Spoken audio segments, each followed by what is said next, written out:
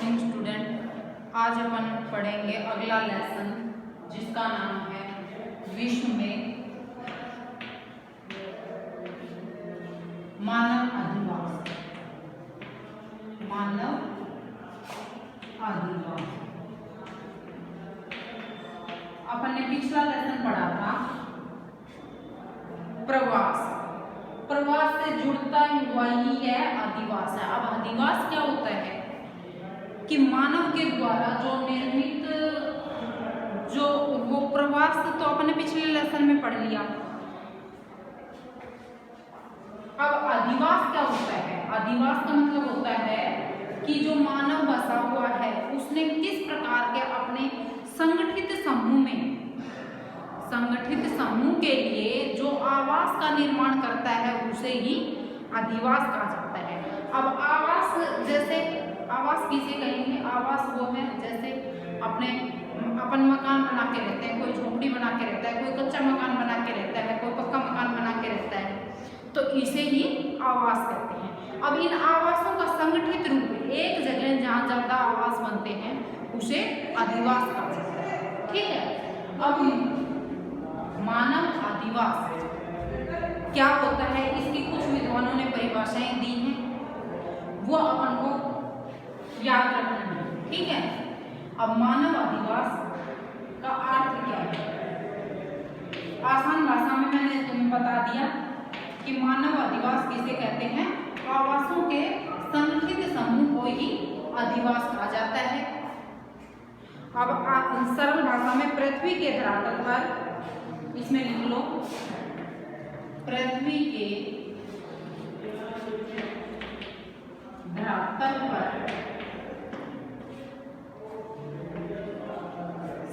संगठित मानव द्वारा निर्मित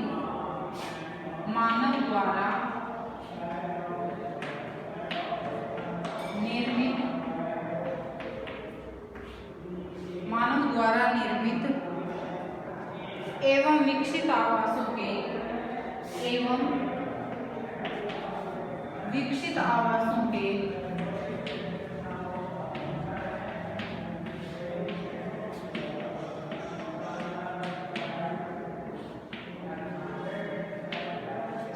संगठित समूह को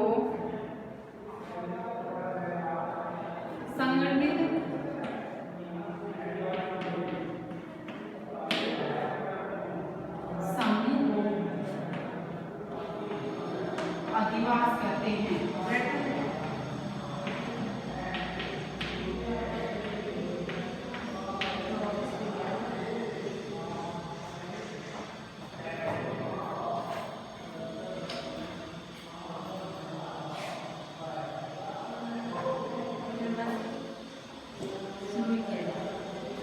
यह अधिवास कहते हैं। इसमें अब ये तो क्या आसान भाषा में, पृथ्वी के धरातल पर मानव द्वारा निर्मित एवं विकसित आवासों के संगठित समूह को, जितने भी आवास, चाहे वो कच्ची झोपड़ियां हो, चाहे वो पक्के मकान हो, उनको क्या बोलेंगे?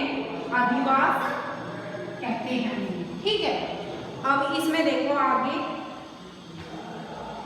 अपन पढ़ लेते हैं जिससे कि आपको आसानी समझ में आ जाएगी। जी है, ये लेसन ज्यादा टफ नहीं है।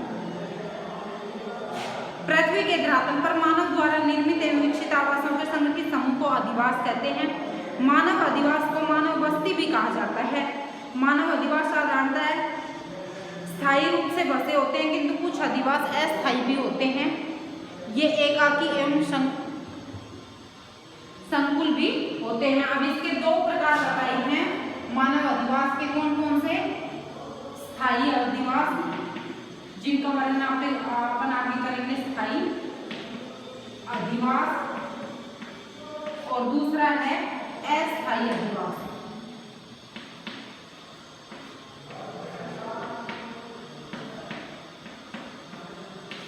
अब स्थायी अधिवास में क्या होता है कि मानव जब स्थायी रूप से कहीं भी बस जाता है उसे स्थायी अधिवास कहते हैं, जैसे आजकल मनुष्य बसते हैं। और अस्थायी अधिवास, जैसे अपन ने पहला लेसन पढ़ा था ना मानव की, वो जनजातियां पढ़ा था ना, तो जनजातियों में अपन ने पढ़ा था ना कि ये घुमक्कड़ होती हैं, अस्थायी रूप से ये निवास करती हैं।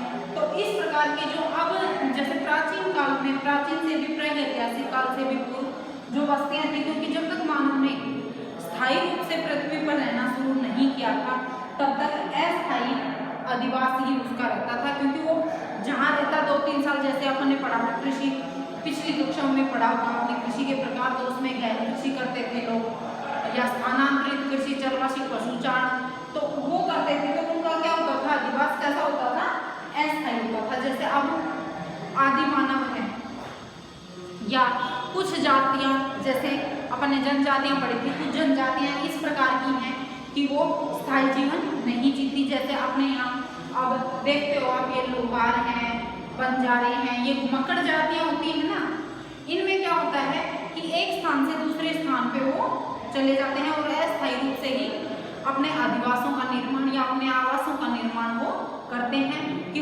जहाँ रहे, जैसे साल रहे, 2 साल रहे, महीने 2 महीने रहेंगे, तो टेम्परेरी व्यवस्था वो कर लेते हैं। तो उनके अस्थायी अधिवास बोलेंगे उनको, और जो स्थायी रूप से बस गए उनको स्थायी अधिवास बोलेंगे। ठीक है। अधिवासों का महत्वपूर्ण उपयोग मानव विकास के लिए होता है। अब मानव विकास के लिए अब अधिवास, इसलिए अधिवास बनाए जाते हैं या आवास अपने किस लिए बनाए जाते हैं, इसमें यह आएगा कि मानव का विकास करने के लिए। इसमें कौन कौन से आ जाएंगे, सामाजिक, आर्थिक, वही कारक आएंगे इसमें, आर्थिक, सांस्कृतिक, राजनीतिक, ये कारक प्रभावित करते हैं आवासों के निर्माण को। क्यों, सामाजिक, आर्थिक, सांस्कृतिक, राजनीतिक। अब मानव के विकास करने के लिए ही, और इसमें आ जाएगा धार्मिक भी, धार्मिक तो इसमें सांस्कृतिक में ही आ जाएगा। ठीक है। अब इसमें देखो कि जब तक वो अपना स्थायी निवास बना के नहीं रहेगा मनुष्य, तब तक उसका एक समाज नहीं बनेगा। आर्थिक संसाधनों के लिए, आर्थिक सुदृढ़ता के लिए वो कहीं भी जाकर बसता है, तो वो अस्थायी रूप से जब तक रहता है तो उसका आर्थिक रूप से संबल या आर्थिक रूप से उसका अधिक विकास नहीं होता है। तो अधिवास या आवास किस लिए बनाता है मनुष्य, इन आवश्यकताओं की पूर्ति, ये कारक प्रभावित करते हैं, सामाजिक, आर्थिक, सांस्कृतिक और राजनीतिक। ठीक है। ये कारक ही इनकी पूर्ति करने के लिए है ये आवासों का निर्माण मनुष्य करता है। अब इसमें आगे देखो आप, आवास, मकान या घर, निवास स्थान अधिवास की मूलभूत इकाई होती है। आवास में मकान, घर जो बनाते हैं, इसकी मूलभूत इकाई होती है अधिवास, जो एक झोपड़ी या भव्य इमारत। अब इसमें आवास में देखो, मैंने अभी बताया था कि आवास होती है या अधिवास की मूलभूत इकाई होती है। जिस प्रकार के आवास बने हुए होंगे उसी से अपन वहाँ के आर्थिक, सामाजिक, सांस्कृतिक और राजनीतिक सुदृढ़ता या इनका आकलन अपन कर सकेंगे। जैसे अब देखो, बड़े शहरों में आप देखते हो कि बहुत जो आर्थिक रूप से संपन्न है, आर्थिक रूप से जो सुदृढ़ है, उनकी बड़ी बड़ी बिल्डिंगें बनाते हैं। लेकिन आप ये ग्रामीण क्षेत्र में या कच्ची बस्तियां जो सुनते हो, उसमें झोपड़पट्टी में ही रहते हैं, वो बिल्कुल कच्चे मकान रहते हैं उनके। तो इससे उनके आर्थिक, सामाजिक, सांस्कृतिक और राजनीतिक, उनके जो मकान बनाने का या आवास बनाने का जो प्रारूप है, उसको देख के ही अपन आकलन करते हैं कि वहाँ पर सामाजिक विकास किस प्रकार का है, आर्थिक किस प्रकार का है, सांस्कृतिक किस प्रकार का है और राजनीतिक विकास वहाँ पर किस प्रकार का है। इनसे किससे अपन आकलन करते हैं, वहाँ के आवास देखते हैं। जैसे गरीब लोग हैं, या आप कह सकते हो जो सामाजिक, आर्थिक, सांस्कृतिक और राजनीतिक रूप से जो सुदृढ़ नहीं है, या जो जिन्होंने इन चीज़ों का विकास नहीं किया है, उनके मकान कच्चे बने हुए होंगे, अस्थायी रूप से वो लोग निवास करते हैं। तो इनके अब भव्य इमारत देखते हैं अपन, बड़े बड़े बंगले देखते हैं, बड़ी बड़ी बिल्डिंगें देखते हैं, तो उनसे अपन आकलन कर सकते हैं कि वो सामाजिक रूप से भी सुदृढ़ रहता है, आर्थिक रूप से भी, सांस्कृतिक और राजनीतिक रूप से वो सुदृढ़ मिलेगा। ठीक है।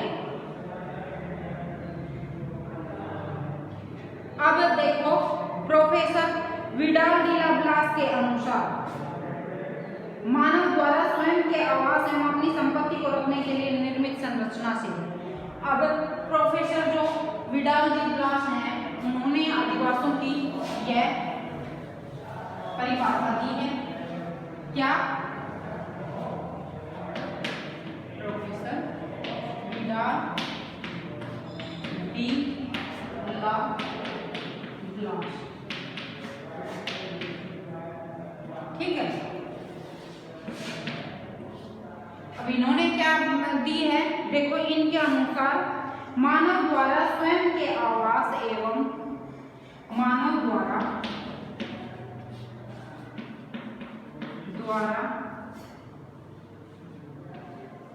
स्वयं के आवास एवं निर्मित मकानों को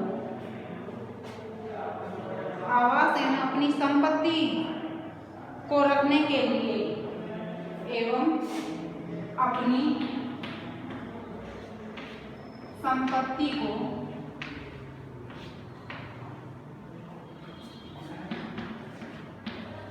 रखने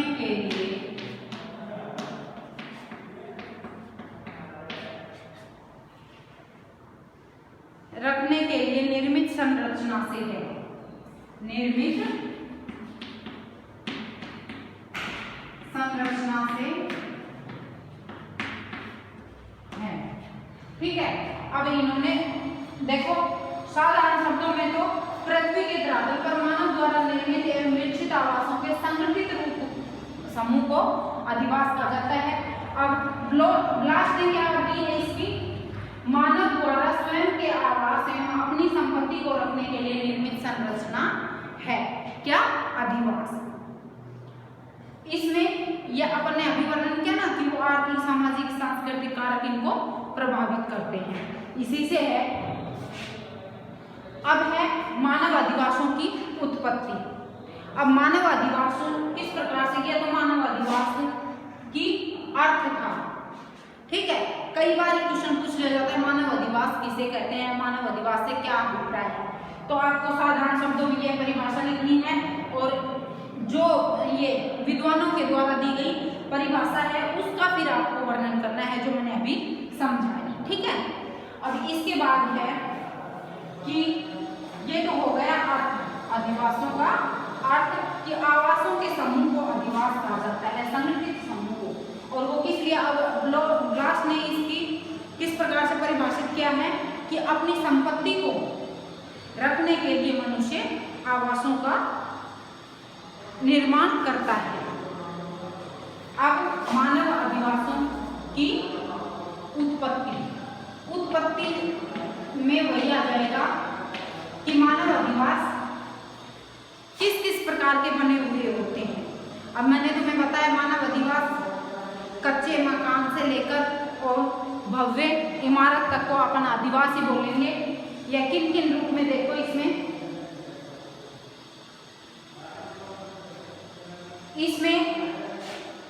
प्राचीन काल से लेकर अब तक मानव अधिवासों में भी विकास हुआ है। जैसे अपन ने प्राचीन काल में मुख्य व्यवसाय क्या था मनुष्य का, आपने जो जनजातियां पढ़ी थी पिछले लेसन में, फर्स्ट वाले लेसन में, विभिन्न प्रकार की वो जनजातियां पढ़ी थी ना, वो कहाँ निवास करती थी। जनजातियां क्या होती हैं, ये मैंने बताया था तुम्हें कि जो ज्यादा विकास नहीं करती, वो क्या करते हैं, वो लोग आखेट करने के लिए, शिकार करने के लिए जंगलों में घूमते रहते थे, तो उनका स्थायी जीवन नहीं था। तो वो लोग अब उनके अधिवास का प्रकार, अधिवास की उत्पत्ति किस प्रकार से करते हैं, वो लोग अस्थायी रूप से, अस्थायी अधिवास होगा उनका। फिर धीरे धीरे मनुष्य ने विकास किया। किस किस में विकास किया, जैसे उन्होंने स्थायी जीवन शुरू किया, उसमें कृषि करने लगा, पशुपालन करने लगा। अब कृषि करता है तो अनाज को भंडार करने के लिए उनको जगह की जरूरत होगी, आवास की जरूरत होगी। अपने आवास में, जैसे अपन ने देखो आपने हिस्ट्री में भी पढ़ा होगा ना, 10th तक भी, कि सिंधु घाटी सभ्यता अपन पढ़ते हैं, तो उसमें अनाज रखने के लिए बड़े बड़े भंडार, अनाज को भंडारित करने के लिए बड़े बड़ी बिल्डिंगें या बहुत ही बड़े हॉल से वो अनाज के लिए कोठे जिसे बोलते थे वो इमारत उसमें मिली है।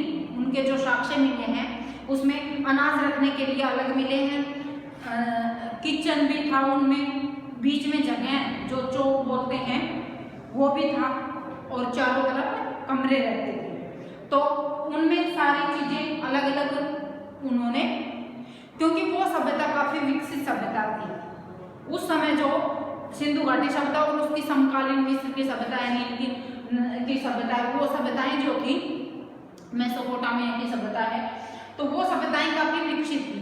तो उनमें लगभग सेम ही मिले हैं साक्ष्य, जैसे अपने भारत के पास तो कौन सी है, सिंधु घाटी हड़प्पा सभ्यता। तो उसमें अपन ने देखा कि अनाज रखने के लिए अलग है, पशु रखने के लिए उनके पास अलग जगह। तो वो किसका प्रकार है, अधिवास का ही प्रकार है। अधिवास किस प्रकार से उनके आवासों का प्रकार था। तो धीरे धीरे जो ही मनुष्य ने विकास किया है उसमें उन्होंने आदिवासों का भी, जो उसके आवासों का जो रूप है वो भी परिवर्तित होता रहा है। जो जो उसने कृषि का विकास किया, तो पहले तो गहन कृषि करता था मनुष्य, फिर धीरे धीरे उसने उसमें सुधार किया और वाणिज्य कृषि की तरफ उसने ध्यान दिया। तो वाणिज्य कृषि जब वो करने लगा तो उसको स्टोर करने के लिए, भंडार करने के लिए, उसको अनाज रखने के लिए जगह भी जरूरत होती है। विभिन्न प्रकार के जो यंत्रों का प्रयोग कृषि में करता है उन यंत्रों को रखने के लिए भी जगह की जरूरत होती है। और जैसे ये तो है नहीं, उनमें उर्वरक ये उपयोग होते हैं, ज़्यादा उत्पादन होता है, तो वो कृषि का जो फसलें से उत्पादन होता है वो फसलों को स्टोर करने के लिए भी उसने ये आवासों में अपने जगह निर्धारित की, जिससे आवास में धीरे धीरे परिवर्तन होता रहा है। तो इससे मानव अधिवास की उत्पत्ति में अपन दो चीजें पढ़ेंगे, एक तो अस्थायी अधिवास और एक है स्थायी अधिवास। अब अस्थायी अधिवास तो मैंने बता दिया कि जो एक घुमक्कड़ जो जनजातियां हैं, प्राचीन काल में प्रागैतिहासिक काल में अधिक होता था, उसके बाद प्राचीन काल से धीरे धीरे स्थायी जीवन जैसे मनुष्य ने जीना शुरू किया, फिर उसके बाद स्थायी अधिवास हो गया। वो अब स्थायी अधिवास में भी इसके विभिन्न प्रकार मिलते हैं। व्यापार वाणिज्य करने लगा तो इसमें क्या हुआ कि धीरे धीरे उसने स्थायी अधिवास या स्थायी आवासों का निर्माण शुरू कर दिया। उसमें पक्के ये कच्ची झोपड़ी से लेकर पक्की भव्य इमारत तक अपन शामिल करते हैं। अब इसमें देखो मानव अधिवास की उत्पत्ति मैंने बता दिया, इसको आपको यही कालक्रम के अनुसार ही इसको समझना है कि प्राचीन काल में या प्रागैतिहासिक काल में मानव का जीवन अस्थायी था। अस्थायी का मतलब एक जगह स्थिर नहीं था मनुष्य, वो भोजन की तलाश में एक स्थान से दूसरे स्थान पे ये विचरण करता रहता था ना, तो वो उसका जीवन स्थायी नहीं था, तो वो उसमें आवासों का भी निर्माण वो नहीं करता था। फिर धीरे धीरे मनुष्य ने कृषि का विकास किया, पशुपालन का विकास किया, तो उसने स्थायी जीवन शुरू किया और फिर स्थायी आवासों का ही निर्माण उसने शुरू किया। उसमें अपन कच्चे मकान से लेकर पक्की भव्य जो बिल्डिंगें इमारतें हैं उनका वर्णन अपन कर सकते हैं। अब इसमें इन दोनों का अस्थायी अधिवास है और स्थायी अधिवास है। इनका वर्णन अपन अस्थायी अधिवास किस प्रकार से हुआ था ये मैंने तुम्हें ओरली तो समझा दिया, अपन कल डिटेल से पढ़ेंगे। अस्थायी अधिवास मैंने समझा दिया तुम्हें कि प्राचीन काल से प्रागैतिहासिक काल में जब मनुष्य स्थायी जीवन नहीं था तब अस्थायी अधिवास ही होता था, लेकिन अब धीरे धीरे इस अस्थायी ने स्थायी रूप धारण कर लिया है। उसमें कृषि जैसे प्राचीन काल के उत्तरार्ध में जब अपन देखते हैं तो जैसे अपनी ये जो सभ्यताएं विकसित हुई थी इनमें मानव का जीवन स्थायी हो गया, ठीक है। तो इनका वर्णन अपन कल पढ़ेंगे, आज ये इतना ही पढ़ा है। इनका अलग अलग प्रकार है, स्थायी अधिवास और अस्थायी अधिवास, ठीक है। ये अपन ने लगभग मैंने तुम्हें समझा दिए हैं कि स्थायी अधिवास क्या होता है और अस्थायी अधिवास जिसमें स्थिर जीवन नहीं जीता मनुष्य, एक स्थान से दूसरे स्थान पे, जैसे मैंने उदाहरण दिया तुम्हें, चलवाशी पशुचारण है, स्थानांतरित कृषि है।